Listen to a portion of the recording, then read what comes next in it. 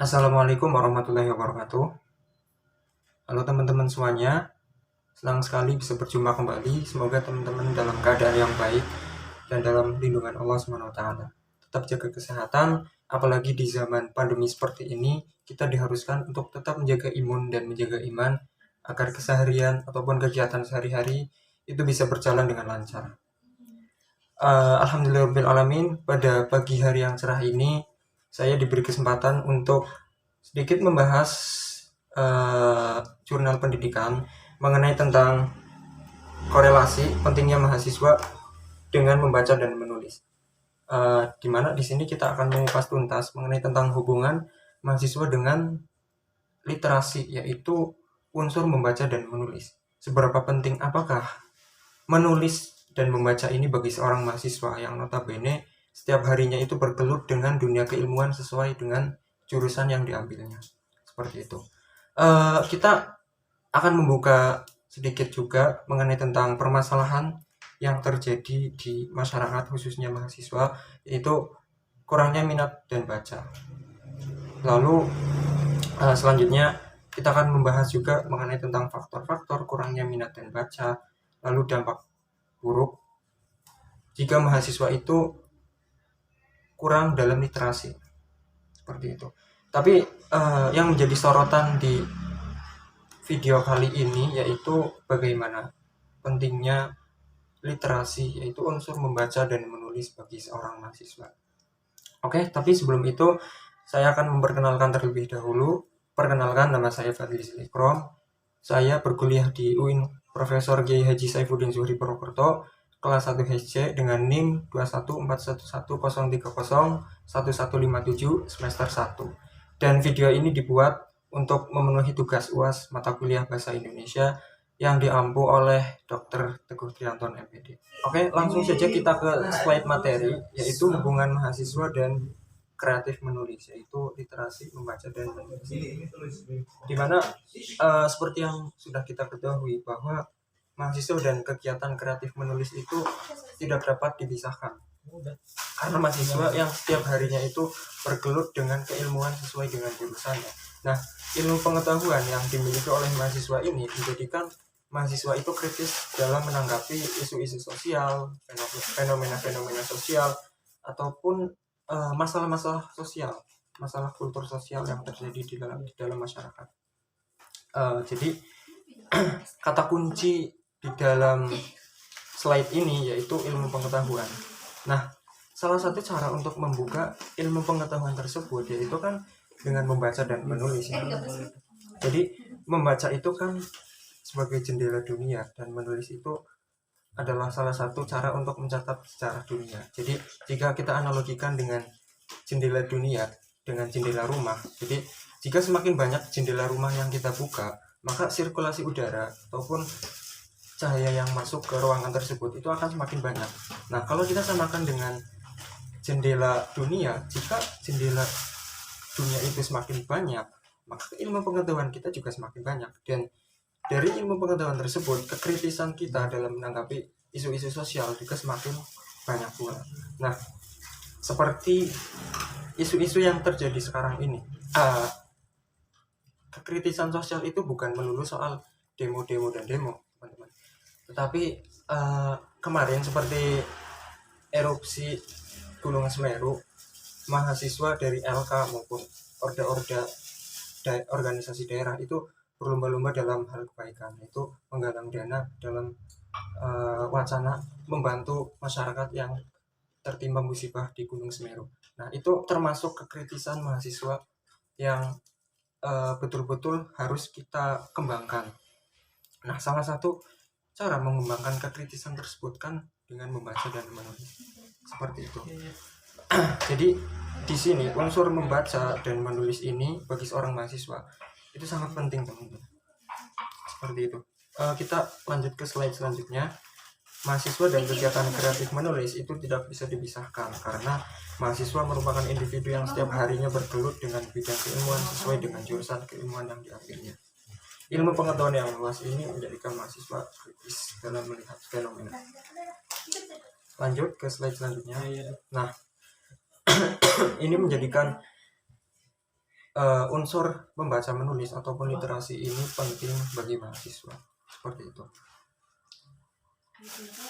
Nah, kita masuk ke masalah-masalah yang terjadi di masyarakat Indonesia, yaitu budaya membaca di Indonesia yang masih rendah. Nah, saya mengambil referensi dari survei. Yang dilakukan oleh PISA, yaitu Program for International Student Assessment, yang dirilis oleh OECD, yaitu Organization for Economic Cooperation and Development, mengatakan bahwa tingkat literasi Indonesia pada penelitian di 70 negara itu berada di nomor 62. Jadi ini menginstruksikan bahwa memang tingkat literasi di lingkup masyarakat maupun lingkup mahasiswa itu masih rendah. Kayak kalau kita bandingkan negara Indonesia dengan negara seperti Jepang, itu tingkat literasinya itu berbeda jauh. Lalu yang namanya fenomena itu kan ada yang melatar belakangi, teman-teman. Jadi apa sih faktor yang mempengaruhi kurangnya minat baca bagi seorang mahasiswa ataupun masyarakat seperti itu?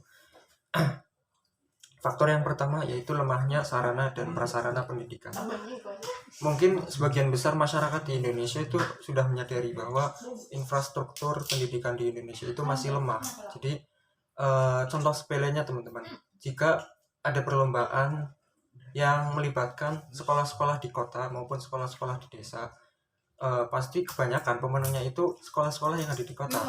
Kenapa? Karena sarana dan prasarana pendidikan yang ada di kota itu lebih baik dari sarana prasarana pendidikan yang ada di desa.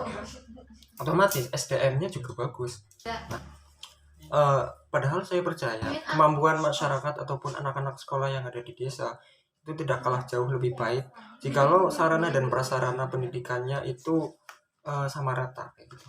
Dan mungkin pemerintah dari Kemendikbud maupun unsur-unsur pemerintah lainnya itu sudah berusaha semaksimal mungkin dalam menyelaraskan pendidikan di Indonesia.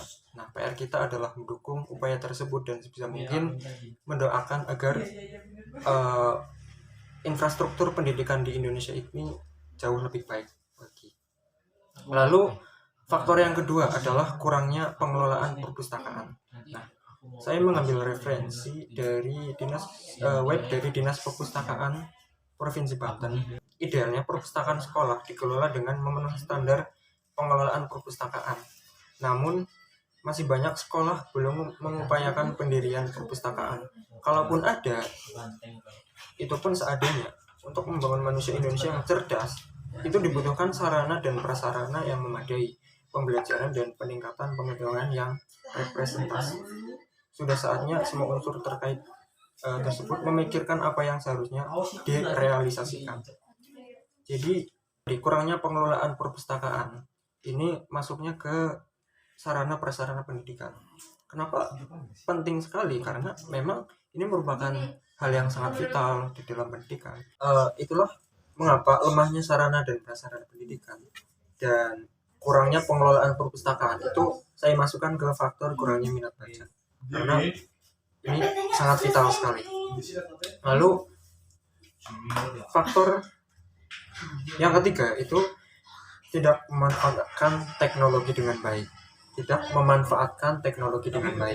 Nah, mungkin bagian dari teman-teman sudah tahu sekarang ini sudah masuk ke zaman 4.0, bahkan sudah beberapa negara ada yang sudah masuk ke zaman 5.0, di mana integrasi antara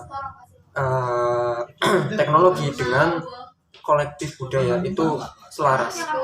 Nah, namun dalam kemajuan informasi maupun teknologi tersebut kan ada yang berdampak positif dan ada yang berdampak negatif. Nah, sudah seharusnya sebagai mahasiswa itu memanfaatkan teknologi dengan baik.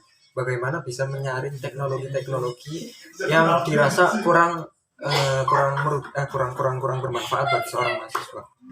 Nah, ini menginstruksikan bahwa mahasiswa yang memanfaatkan teknologi dengan baik itu ilmu pengetahuannya akan semakin luas. Nah, seperti contoh ada Google, ada YouTube, ada sosmed-sosmed lainnya yang bisa digunakan untuk memperkuat ataupun meningkatkan ilmu pengetahuan yang dimiliki oleh mahasiswa. Nah, sebaliknya jika mahasiswa itu gaptek ataupun tidak melek tentang teknologi begitu ya, nah, ini akan berpengaruh kembali terhadap mahasiswa itu sendiri. Lalu faktor yang ketiga itu adalah stereotip membaca itu kuper. Stereotip membaca itu kuper. Nah, mungkin di sini budaya yang keliru ya teman-teman.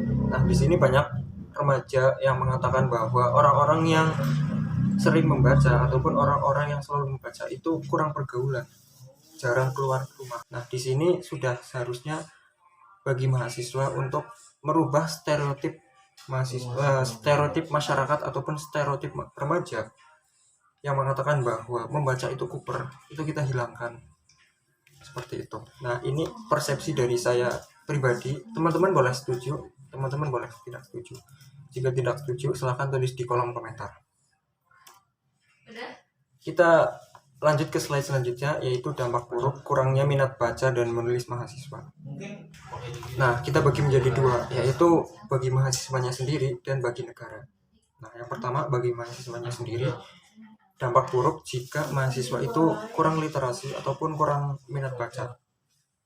Jika kita samakan dengan analogi tadi, membaca itu jendela dunia. Jika kita analogikan jendela dunia itu dengan jendela rumah, semakin banyak jendela yang dibuka, maka sirkulasi udaranya ataupun sinar matahari yang masuk ke ruangan tersebut itu akan semakin banyak, teman-teman. Nah, semakin banyak jendela dunia yang dibuka, itu ilmu pengetahuannya juga semakin luas pula.